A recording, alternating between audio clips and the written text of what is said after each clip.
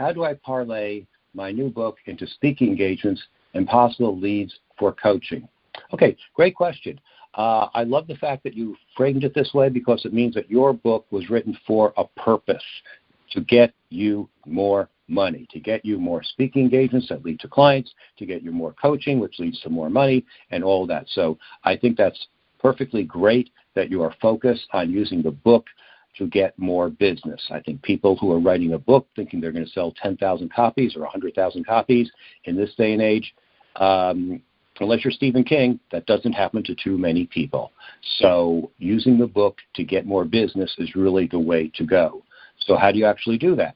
Well, for speaking engagements, frankly, if you don't have a book, you're not even in the game anymore, because every meeting planner and every speaking bureau assumes that you have written a book. If you haven't written a book, you're up against dozens of other people who speak about the same thing you do, and they have written books.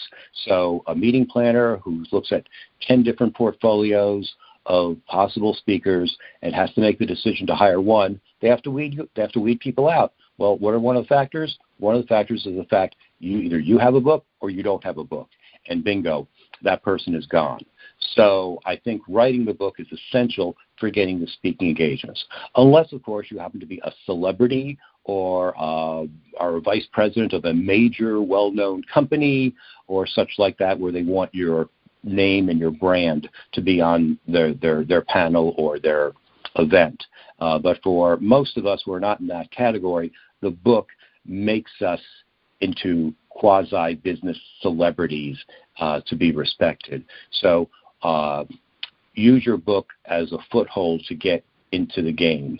For more information about this, I refer people to my good friend David Newman at doitmarketing.com. He has a whole program in coaching business involved that helps authors and thought leaders get speaking leads.